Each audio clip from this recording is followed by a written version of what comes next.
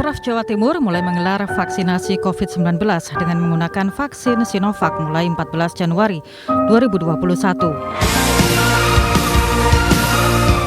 Secara keseluruhan, target total vaksin untuk warga Jawa Timur diperkirakan mencapai 22,6 juta dosis. Koordinator Tim Kuratif Satgas COVID-19 Jatim, Joni Wahyuhadi, mengatakan pada tahap awal vaksin sebanyak 77.760 dosis diperuntukkan bagi tenaga kesehatan di wilayah Surabaya, Gresik, dan Sidoarjo. Dan kini vaksin untuk tenaga kesehatan sudah meluas dilakukan pada sejumlah daerah di Jawa Timur.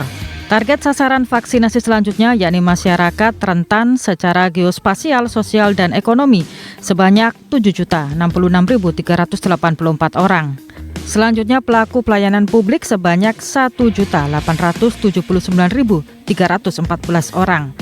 Masyarakat umum dan pelaku ekonomi sebanyak 11.023.759 orang dan masyarakat rentan lainnya seperti lansia di atas 60 tahun sebanyak 2.551.472 orang. Sejumlah penerima vaksin COVID-19 memang ada yang mengalami kejadian ikutan pasca imunisasi atau KIPI. Mulai gejala ringan hingga berat seperti lemas, mual, mengantuk, juga ada yang matanya bengkak. Namun adanya fase gejala setelah imunisasi COVID-19 diharapkan tidak membuat warga menjadi cemas dan takut untuk ikut vaksin COVID-19. Apalagi negara sudah memastikan vaksin Sinovac ini aman dan halal. Setahun pandemi COVID-19, semoga penerima vaksin di Jawa Timur semakin diperluas, pandemi minggat, dan ekonomi di Jawa Timur kembali menggeliat.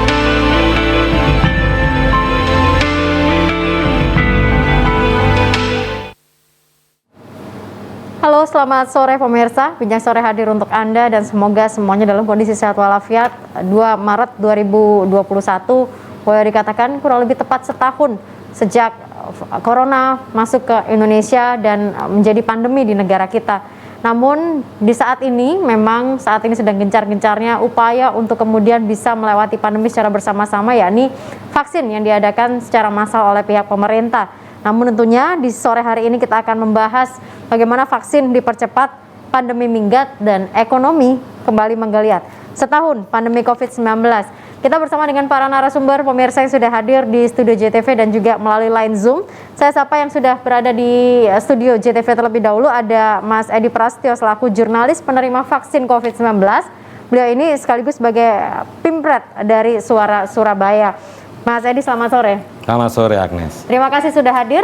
Dan pastinya ada anggota Komisi BDPRD Jawa Timur, Ibu Erma Susanti. Bu Erma, selamat sore. Selamat sore. Ini berdua sudah masuk dalam gelombang yang sudah divaksin ya? Yeah. Oke, nanti kita akan ngobrol apa yang dialami setelah vaksin atau imunisasi. Saya sapa dulu sebentar, ada Dr. Gatot Sugiarto, Ketua Satgas Imunisasi Dewasa, Perhimpunan Ahli Penyakit Dalam Indonesia Jawa Timur. Dr. Gatot, selamat sore. Assalamualaikum.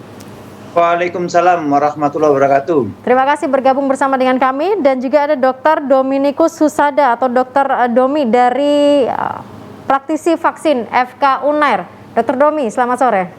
Selamat sore, Bu Agnes. Terima kasih. Nanti kita langsung ngobrol dengan ahlinya. Saya ke Mas Edi terlebih dahulu. Sebagai jurnalis penerima vaksin COVID baru-baru ini, Anda menuliskan di status media sosial. Setelah vaksin, beberapa jam berlalu mengalami sebuah gejala-gejala, begitu.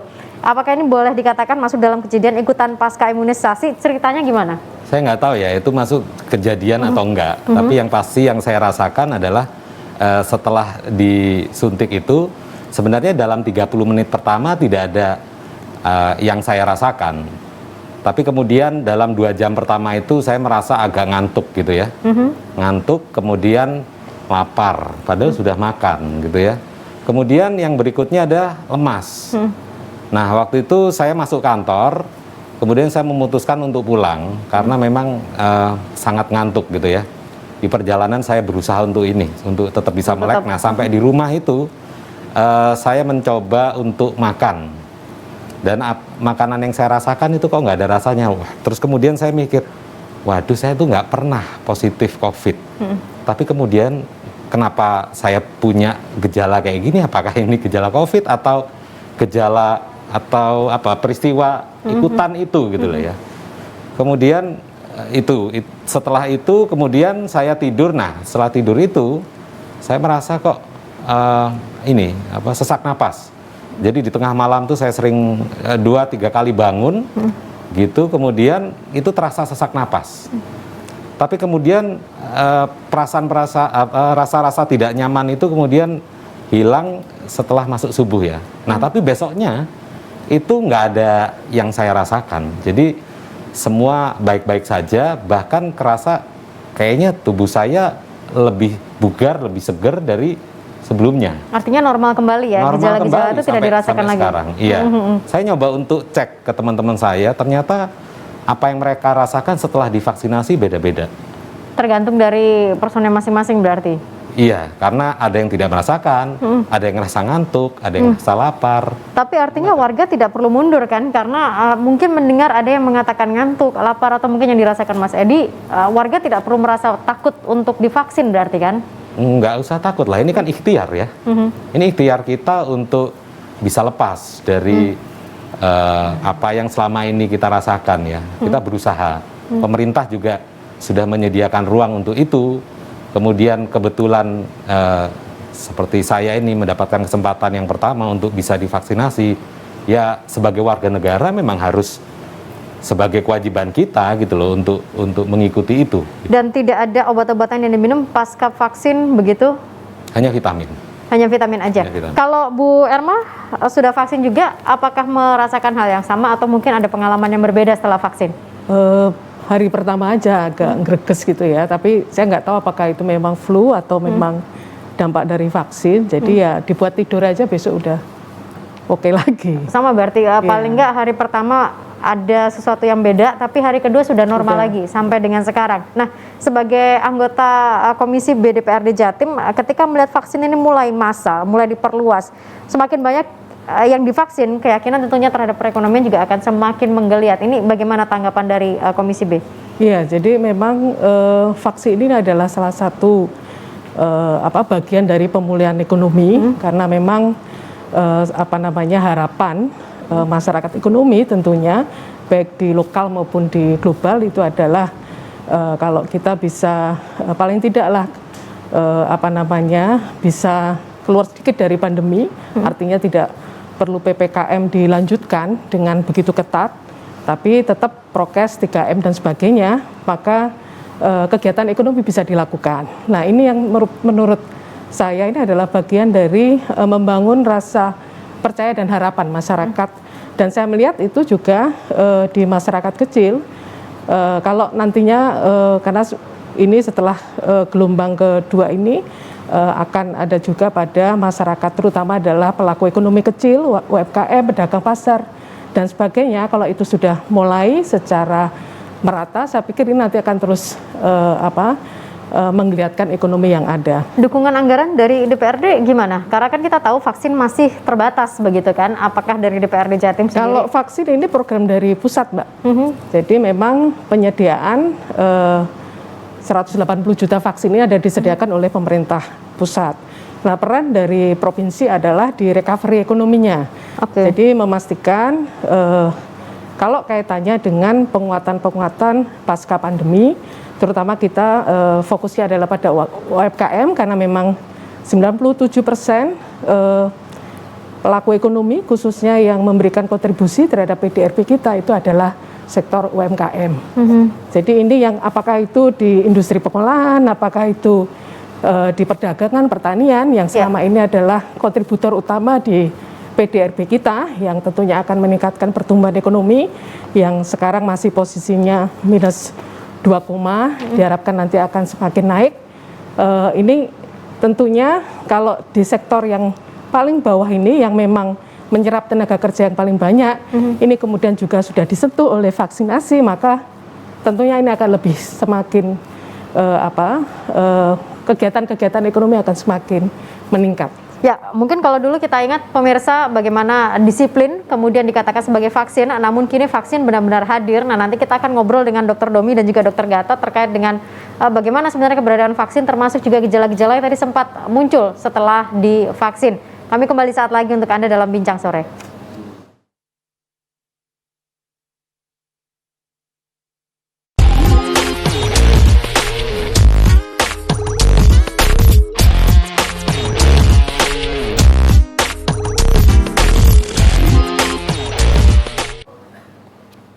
Ya, kembali bersama dengan kami untuk Bincang Sore. Saya langsung ke Dr. Gatot, selaku Ketua Satgas Imunisasi Dewasa dari Perhimpunan Ahli Penyakit Dalam Indonesia, Jawa Timur. Dr. Gatot, ini hasil temuan terkait dengan KIPI gimana nih, Dok? Ya, jadi kami tim KIPI itu ada komdanya, Komisaris Daerah. Kebetulan saya ditunjuk sebagai wakil ketuanya Dr. Anang Indaryanto, sekretarisnya itu Dr. Dominikus Susada, kemudian sesepuh kami yang sudah sangat pengalaman adalah Prof. Ismudianto.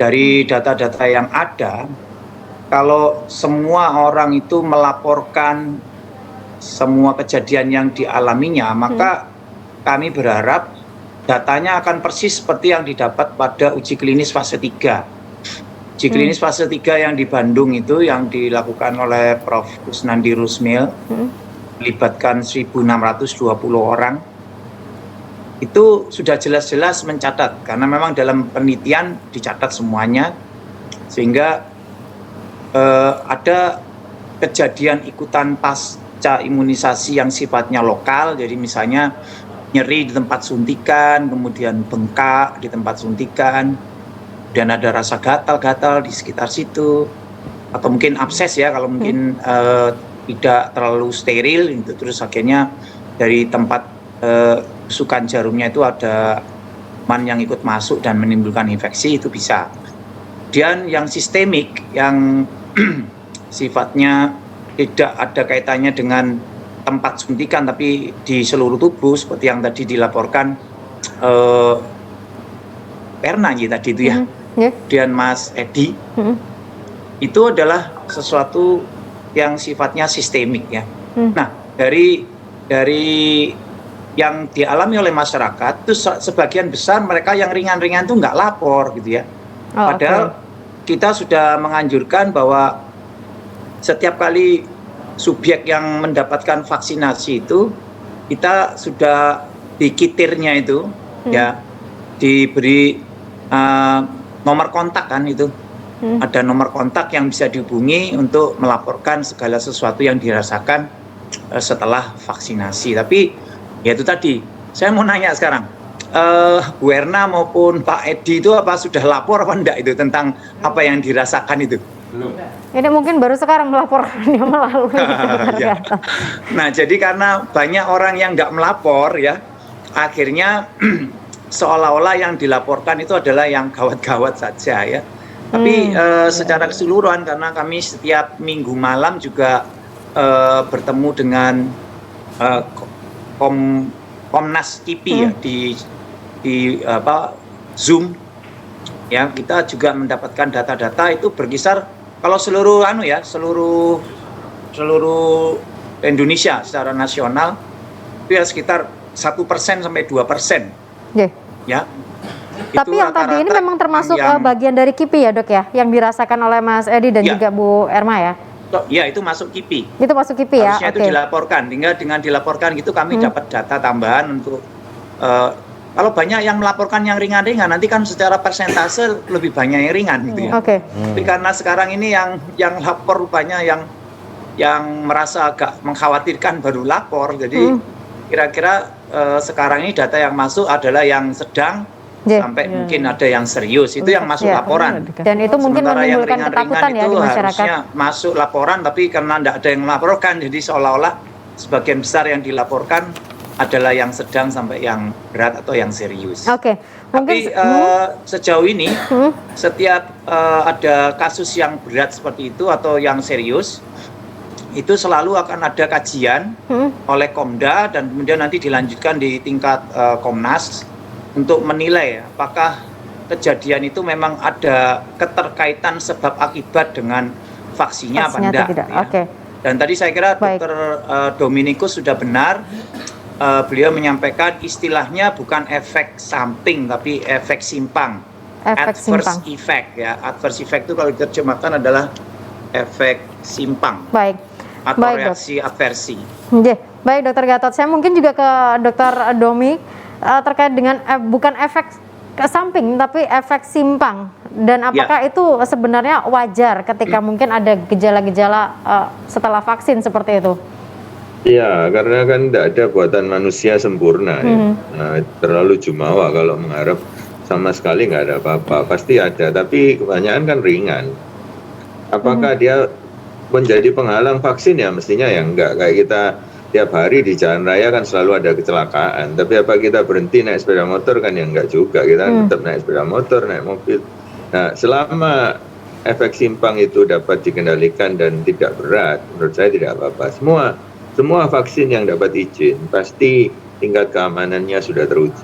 Saya kira begitu. Ya, tapi efektivitas vaksin Sinovac sendiri bagaimana, Dok? Apakah memang bisa dikatakan inilah jawaban atas pandemi yang telah melanda Indonesia selama setahun ini? Secara umum dia ini kekuatannya ya tanda kutip efikasi kalau kita bicara secara ilmiah itu antara 50-65%, di Turki bahkan 90%. Artinya adalah kalau kita divaksin, resiko kita kena COVID menurun 65%. Bukan berarti bahwa kita ini terus kebal 100% terus gaya-gayaan nggak pakai masker ya nggak juga, kita ngomong gitu. Tetapi rumah sekarang gemboknya bertambah, jadi kemungkinan orang yang tidak diundang masuk itu sudah lebih kecil. Itu yang kita kenal selama ini. Semua vaksin ada 12 vaksin per hari ini di seluruh dunia yang sudah keluar. Itu semua lulus seperti ini karena WHO menerapkan batas lulus adalah 50%. Ya. Ya, berarti saya tegaskan lagi bahwa vaksin meskipun sudah divaksin, masyarakat tetap tidak boleh lengah, tetap harus menjaga protokol kesehatan. Oh iya, begitu ya, Dok, pasti ya. Itu kayak itu kesannya kayak nantang gitu. Terus sudah divaksin, jadi akan yang Maha Kuasa nggak senang lah kalau kita. Oke. Baik, Dokter Gatot sebagai Ketua Satgas Imunisasi Dewasa, ini berarti gimana terkait dengan pemerataan? Karena kita tahu memang ini masih dalam jumlah yang terbatas dan beberapa pihak yang mendapatkan prioritas lebih dulu. Bagaimana dengan pemerataan vaksin? Jadi nanti targetnya tentu saja adalah 181,5 ya, yang harus divaksin agar tercapai kekebalan kelompok. Kekebalan kelompok itu mensyaratkan sekitar 75% dari populasi itu sudah divaksin atau sudah punya kekebalan, dan dengan demikian akan tercapai virusnya tidak akan mudah menyebar karena banyak orang yang punya kekebalan sehingga orang itu tidak akan tertular, dan orang yang tidak tertular tidak akan menjadi sumber penularan. Jadi dengan banyaknya orang yang sudah punya kekebalan maka penyebaran virusnya bisa dicegah ya. Memang tidak 100%. Saya setuju dengan apa yang disampaikan oleh Dr. Dominikus Sadar ya. Kemudian kalau kita lihat karena ketersediaan vaksin juga tidak mungkin dicapai dengan satu jenis vaksin saja. Yang pertama kali masuk di Indonesia adalah yang Sinovac. Ya, atau mereknya namanya CoronaVac. Ini tentu saja sudah dikaji dulu oleh Badan POM ya, yang bertindak sebagai kayak FDA-nya kalau di Amerika, kalau di Indonesia namanya Badan POM. Badan POM ini mengkaji apakah uji klinis yang dikerjakan oleh produsennya, baik uji klinis fase sebelum ke manusia itu namanya preklinik, kemudian uji klinik fase 1, fase 2, kemudian yang pada masyarakat yang lebih luas fase 3, itu memang benar-benar dilihat keamanannya terjamin enggak. Karena yang dipentingkan adalah pertama keamanan. Kemudian yang kedua adalah efikasinya apakah sesuai dengan persyaratan WHO enggak. Tadi Dr. Domi sudah bilang bahwa minimal harus di atas 50%, punya kita di Bandung itu 65,23%, sedangkan kalau yang di Turki tadi 91,25%. Jadi dari situ memenuhi persyaratan. Kemudian Indonesia ada syarat yang lainnya, yaitu harus halal ya. Itu kemudian anggota MUI itu juga sudah meninjau ke pabriknya, melihat bahan bakunya dan proses pembuatannya, maka akhirnya keluar fatwa bahwa ini halal dan suci. Jadi bukan cuma halal tapi halal dan suci. Jadi saya kira itu ya. Dari sanalah kemudian kita mendapatkan apa yang disebut sebagai emergency use authorization. Jadi harus ada itu dulu. Kalau tidak ada emergency use authorization, tidak akan bisa diedarkan untuk masyarakat. Sebentar Dr. Gatot, sebentar nanti saya akan kembali ke Dr. Gatot. Kita harus jeda dulu. Kami kembali saat lagi untuk Anda pemirsa dalam Bincang Sore.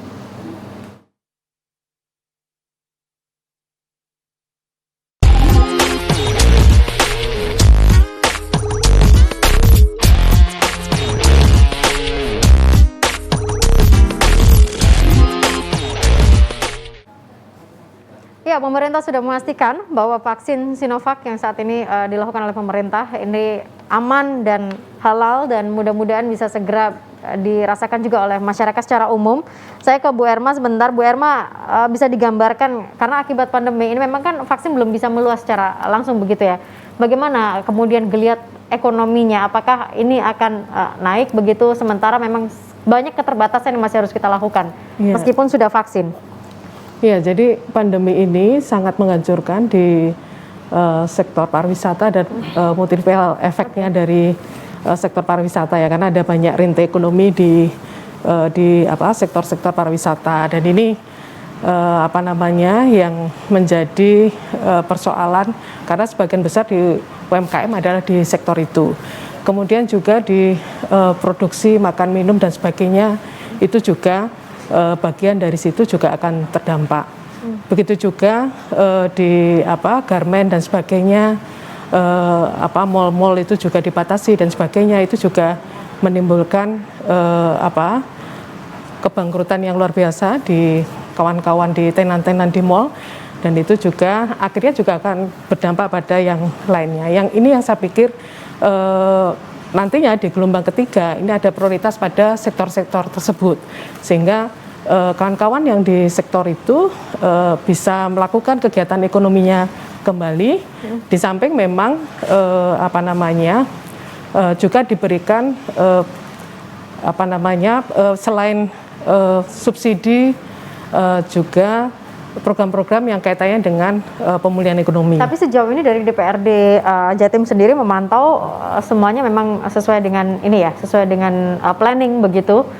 Iya, jadi memang atau mungkin ada saran dari DPRD jadi ada Jatim. banyak program pemulihan ekonomi nasional yang kemudian kita awasi, misalnya adalah kaitannya dengan bantuan modal untuk UKM dan mikro yang kemudian juga ada beberapa hal subsidi untuk meningkatkan pasar, misalnya ada marketplace yang dibuat oleh Pemprov untuk memperluas pasar. Juga subsidi-subsidi yang lain, misalnya ongkos kirim untuk UMKM, misalnya ada di marketplace dan sebagainya, termasuk meningkatkan pasar di pasar offline juga. Ya, jadi saya pikir sekarang sudah dimulailah, karena kalau ini misalnya nanti dalam tahun ini sudah merata, ini semuanya sudah disiapkan. Produksi sudah mulai, kemudian pasarnya juga tertata, dan ini kita bisa bergerak cepat. Karena ini Provinsi Jawa Timur juga menargetkan yang cukup tinggi, 5% pertumbuhan ekonomi. 5% pertumbuhan ekonomi ya, berarti vaksin jalan, ekonomi juga harus tetap jalan ya? Sekarang ini triwulan ketiga aja kita masih minus 2,1 2020. Dan ini kita triwulan pertama, ini belum kita hitung, tapi kalau misalnya ini vaksinnya bisa lebih dipercepat, saya pikir ini akan bisa perlahan-lahan bisa naik. Ini akan saling ketergantungan begitu ya, khususnya juga terhadap vaksin. Tapi kita juga ingin tahu bagaimana respon masyarakat di luar sana terkait dengan vaksin. Berikut suara dari warga. Sebenarnya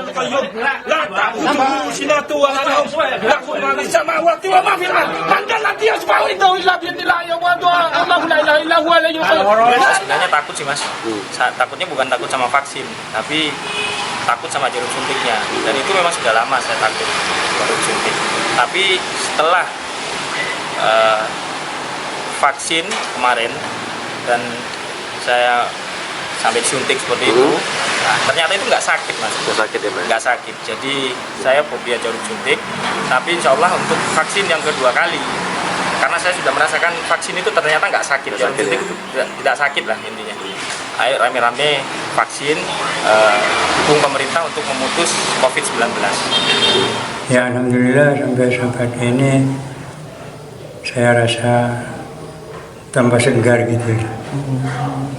Ya untuk saya pribadi ini ya, untuk saya pribadi sangat gimana ya, sangat bersyukur dengan adanya saya divaksin, karena kabar-kabar yang minor bagi saya itu semacam hoax gitu aja.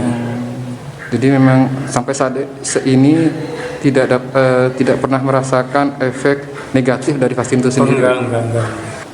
Menghimbau dan sangat mengharapkan masyarakat untuk menerima vaksin karena dengan vaksin sesuai dengan program dari pemerintah kan. Dengan vaksin maka mudah-mudahan bisa terhindar dari hal-hal yang kurang baik khususnya dalam kesehatan. Yang ada waktu pertama hanya jarum. Setelah 2 jam lah kira-kira, setelah itu ya rasa ngantuk dikit tapi tidak apa-apa. Habis itu nggak apa-apa, nggak ada masalah. Dan apalagi yang kedua nggak terasa sama sekali. Alhamdulillah saya tidak ada komorbid sehingga tidak bisa disamakan. Kalau itu orang yang normal ini saya rasa tidak ada keluhan yang efek samping itu. Dengan adanya misalnya lansia saya divaksin tidak apa-apa juga, padahal lansia itu kan dari 10 komorbid itu boleh sekian 5 atau berapa itu kan boleh, tapi kan tidak apa-apa juga gitu. Jadi ini menurut aku ya baguslah untuk ya, masyarakat. Jadi teman-teman ya tenaga kesehatan, apalagi masyarakat Jawa Timur ya harus vaksin supaya turun ya angka pesakit. Iya, beragam respon yang diberikan oleh masyarakat, bahkan ada yang ketakutan terhadap vaksin. Nanti para dokter, para ahli dan praktisi nanti akan menjawab juga bagaimana seharusnya masyarakat merespon terkait dengan vaksin. Saya ke Mas Edi Pras juga. Artinya Suara Surabaya juga melakukan riset tentang perilaku respon masyarakat terhadap vaksin. Ini gimana? Ya, jadi yang kita riset sebenarnya dengan metodologi yang nggak terlalu rigid ya. Jadi kita nyoba untuk mengamati bagaimana respon audiens di media sosial dan juga di pendengar Suara Surabaya. Perihal tentang bagaimana respon mereka terhadap vaksinasi. Intinya sebagian besar sebenarnya menerima, bahkan mereka menunggu. Dan belakangan ini sebenarnya yang mereka sampaikan itu bukan soal ketidakpercayaan sebenarnya, tapi lebih pada sisi pelayanan yang di fasilitas kesehatan itu ruwet di awal-awal. Oh, oke. Ya, karena kan waktu itu kan terutama untuk lansia ya. Itu kan waktu itu begitu ya banyak gitu ya. Antriannya juga ini panjang, kemudian bejubel kayak gitu ya. Itu yang awal itu disampaikan dan dikomplain kepada media kami. Tapi kemudian belakangan ini kelihatannya terlihat ada perbaikan, atau mungkin karena antreannya sudah berkurang kali ya. Nah itu sudah tidak ada lagi. Itu pertama. Yang kedua adalah tentang sikap mereka reseptif atau tidak terhadap vaksin. Sebagian besar memang berharap banyak. Cuman kan vaksin ini bukan sesuatu yang bisa disampaikan secara sekaligus dalam waktu yang singkat. Betul. Ada tahapan-tahapannya. Dan kelihatannya mereka ya tidak sabar untuk menunggu gitu loh. Kapan vaksinnya begitu ya? Gitu ya. Kalau reaksi-reaksi yang bersifat tidak percaya kepada vaksin ada, ya itu ya yang anti covid itu yang sering. Oh, oke. Tapi itu minim kan sekarang, tidak terasa besar seperti sebelum ini ya. Tapi yang anti covid yang selalu berteriak kopat covid itu dia mereka itu berkomentar di berita-berita yang lain. Oke. Saya ke Dr. Domi. Dr. Domi, ini kan kalau dulu selalu slogannya adalah saya siap divaksin, tapi sekarang masyarakat juga bertanya kapan sebenarnya saya divaksin. Menurut Dr. Domi, bagaimana pemerintah memberikan prioritas kepada para pelayan publik dan juga masyarakat yang masih harus menunggu begitu? Ya, jadi tiap negara punya urutan yang 1-2 hampir sama, tapi ada aspek-aspek khusus untuk tiap negara. Persoalannya sederhana, yang butuh 7 miliar, stok vaksinnya nggak sampai 1 miliar, itu aja. Jadi kebutuhan terbatas, kebutuhan banyak, stok terbatas. Maka pemerintah kita memberikan prioritas tenaga kesehatan, lansia, pelaku pasar, pelayan publik, dan sebagainya. Ya itu sudah yang terbaik yang bisa kita lakukan. Jadi kalau Anda belum jatahnya, tak ada jalan lain, bersabar. Negara lain tidak ada yang kita datang terus minta vaksin mereka, itu nggak masuk akal. Jadi tidak ada pilihan, Anda harus divaksin di negaranya, seperti itu. Ya, artinya berarti mau tidak mau, dan sebenarnya negara kita sudah berjuang jauh lebih baik dibandingkan negara lain begitu ya, Dr. Domi ya? Ya, kita nggak kalah dalam hal pengadaan ini. Bagaimana dengan merespon ketakutan-ketakutan masyarakat terhadap vaksin, terhadap efek simpang tadi yang dikatakan Dr. Domi? Tidak ada jalan lain memberi penjelasan berulang-ulang berkali-kali, nggak boleh bosen kita ini. Persoalannya sederhana.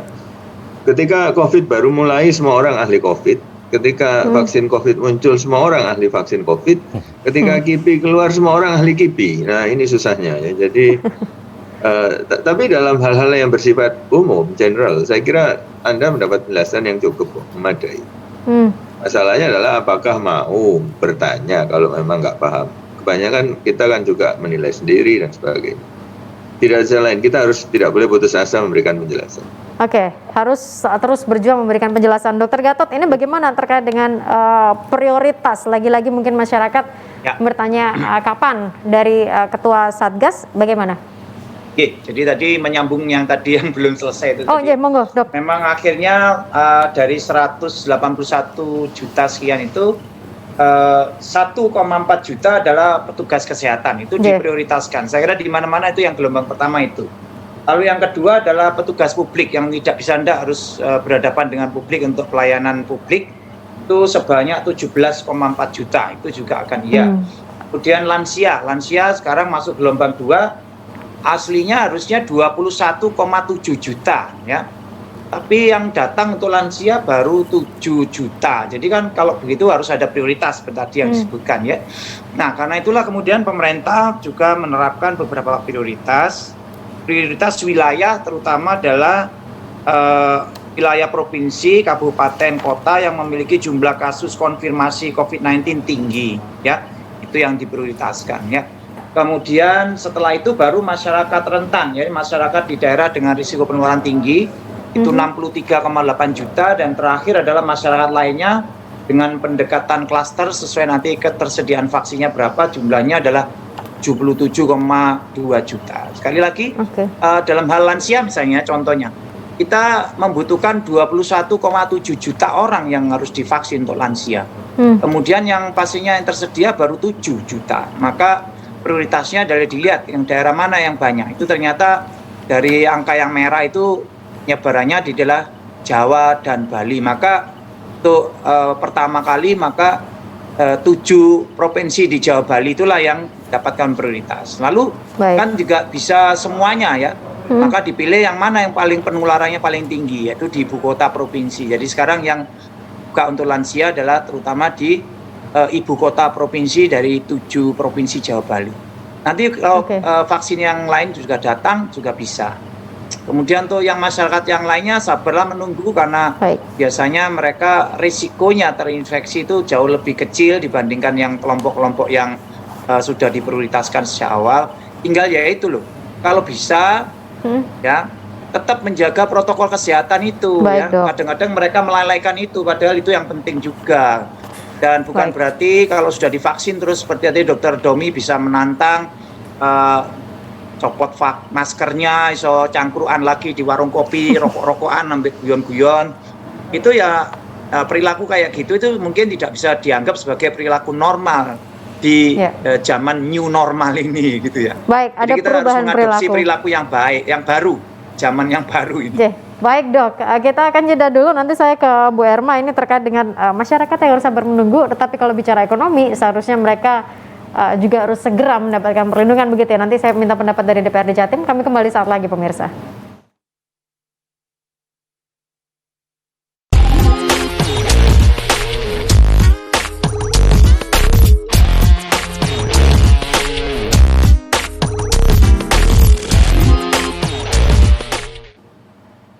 Ya pemirsa, sabar menunggu khususnya yang masih belum mendapatkan panggilan untuk melakukan vaksin, tetapi tetap kita harus menjaga prokes, khususnya juga yang sudah divaksin, bukan berarti kemudian bisa bebas tanpa menerapkan prokes, karena ini semua adalah bagian dari perlindungan untuk kita dan juga orang-orang terdekat kita. Bu Erma, bagaimana ini kalau untuk pelaku ekonomi sendiri?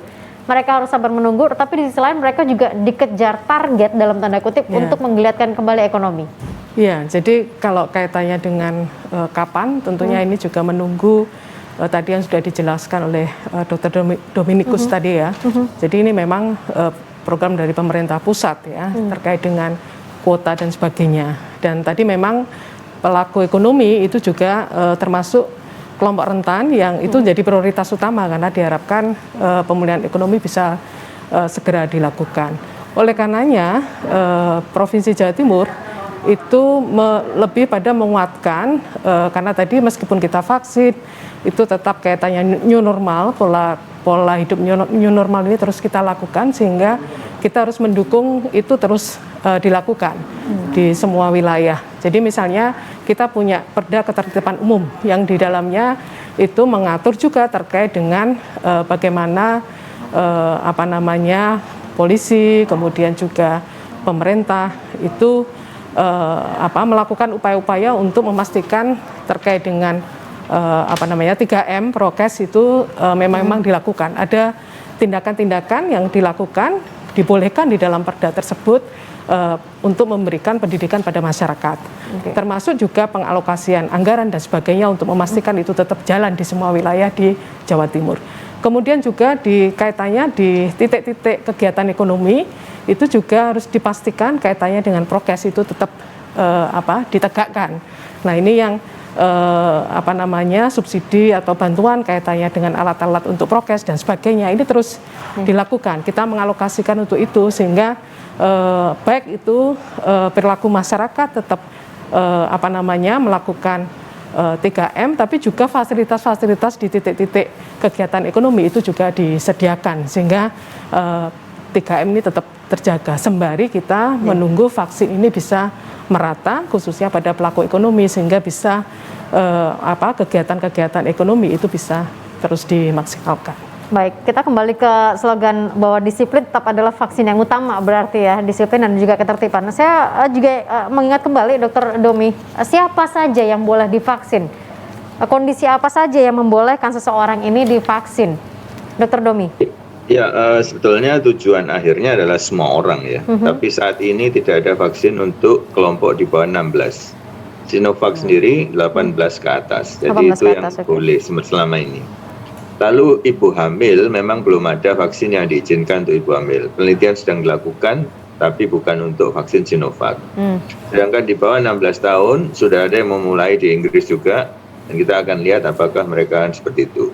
Nah, pada usia yang boleh, ada beberapa batasan karena takut kalau setelah divaksin timbul reaksi-reaksi yang relatif berat. Jadi kelompok ini diberikan satu kewaspadaan dengan beberapa tingkatan. Ada yang memang nggak boleh, ada yang boleh tapi kalau bisa diawasi dokter ahli, ada yang boleh tapi harus di rumah sakit dan sebagainya dan sebagainya.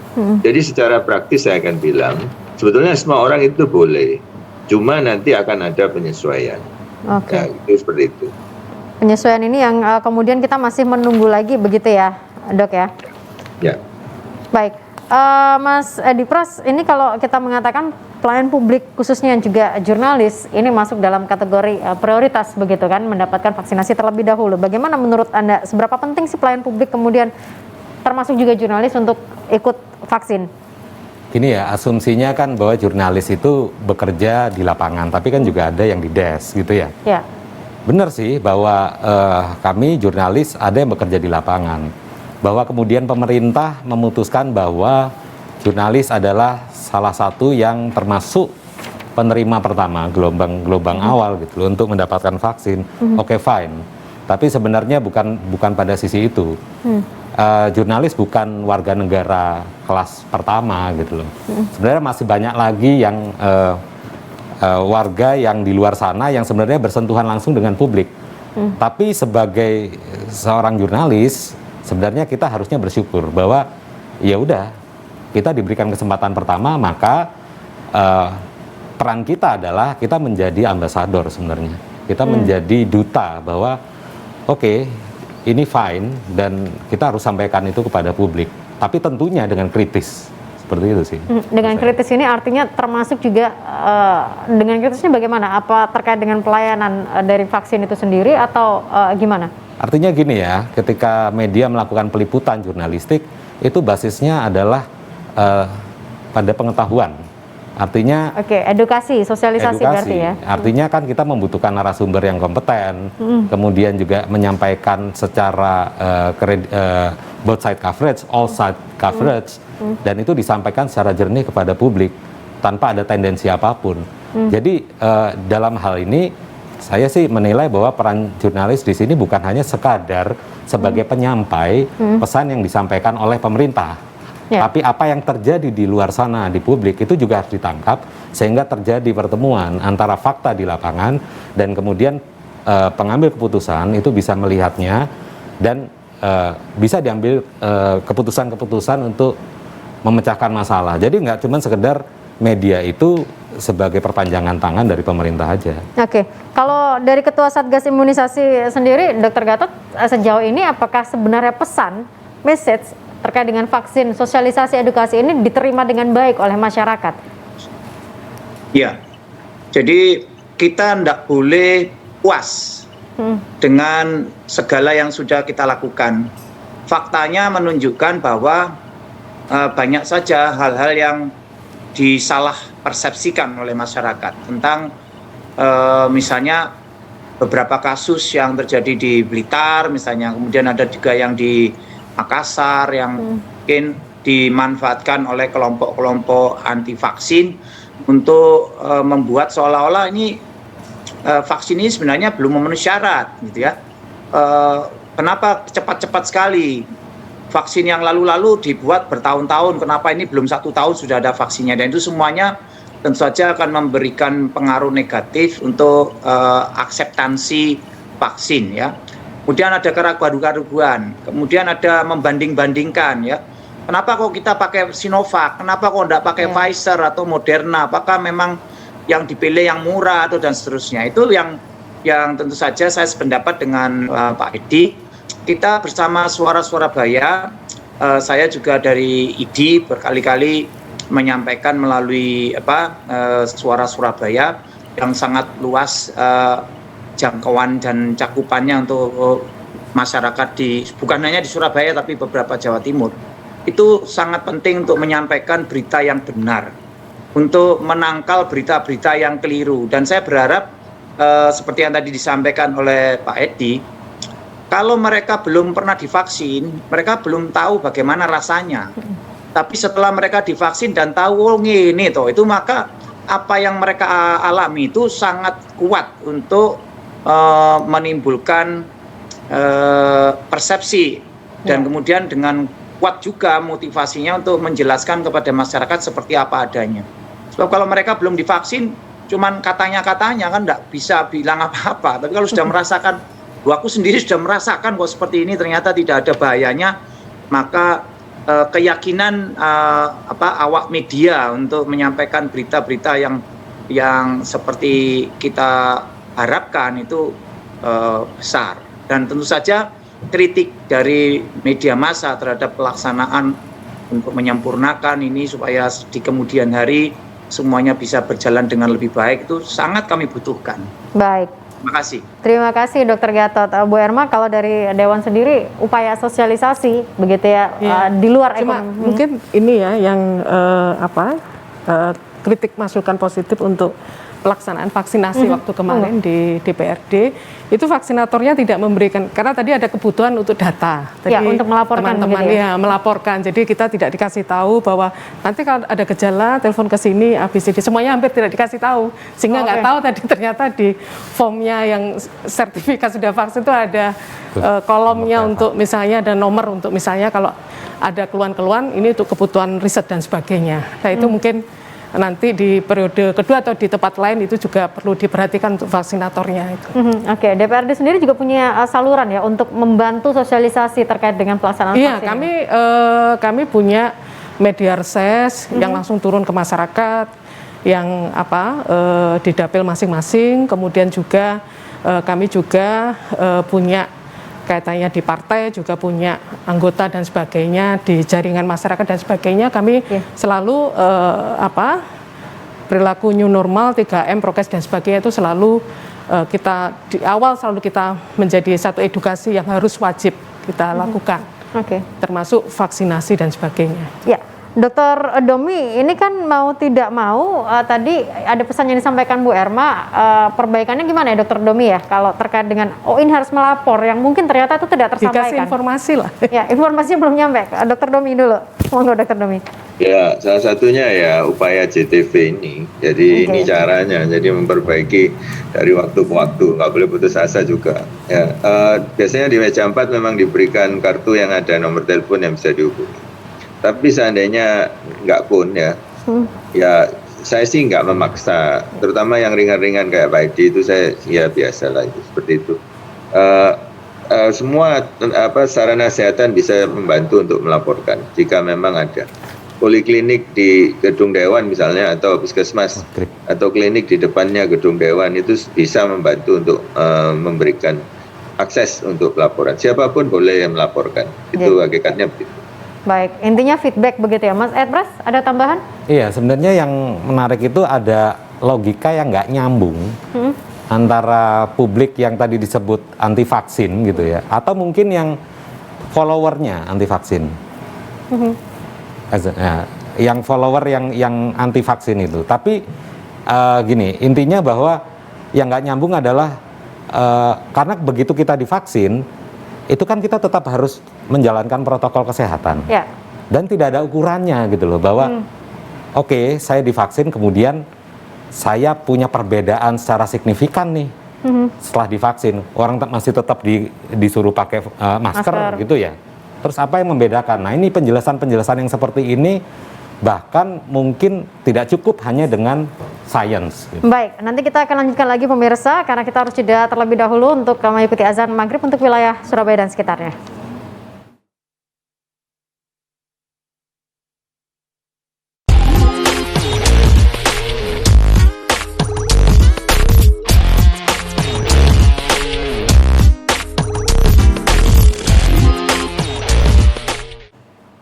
Ya pemirsa, waktu saya sangat-sangat tidak banyak untuk bincang sore kali ini. Mungkin hanya tersisa 4 menit, saya harus membagi dengan 4 narasumber. Saya ke Bu Erma dulu, ekonomi menggeliat. Dari Komisi B DPRD Jawa Timur, ada yang ingin disampaikan secara singkat? Iya, saya berharap 180 vaksin itu segera tersedia, sehingga roadmap-nya dari keseluruhan herd immunity itu bisa lebih cepat terjadi, sehingga agenda-agenda untuk pemulihan ekonomi, target-target terkait pertumbuhan ekonomi itu bisa tercapai, sehingga kita bisa kalau sekarang ini menjadi negara ketiga yang urutan yang mulai pulih ini bisa lebih meningkat lagi, sehingga tentunya akan berdampak pada masyarakat Indonesia. Baik, dari media, Mas Edi Pras, apa yang harus dilakukan supaya vaksin ini benar-benar efektif? Media nggak bisa bergerak sendiri, artinya di sini tidak hanya dibutuhkan media. Sekarang ini tidak hanya juga pemerintah yang harus ngomong, tapi seluruh sektor dan terutama tokoh-tokoh masyarakat yang lini bawah, tokoh-tokoh kultural, dan juga tokoh-tokoh perempuan yang ada di bawah ketua-ketua RW itu harus bergerak untuk bisa menjamin bahwa vaksinasi ini bisa tuntas. Artinya bekerja sama ya dengan budaya yang ada di Indonesia begitu ya. Kalau saya ke Dr. Domi, ya monggo Dr. Domi, bagaimana supaya vaksin bisa dipercepat, pandemi minggat begitu?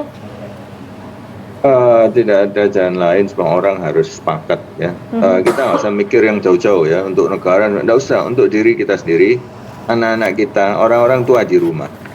Itu sudah sangat cukup bagi saya untuk membuat kita ini divaksin. Untuk pertama kalinya mungkin dalam hidup kita perlu memikirkan orang lain lebih dari sebelumnya.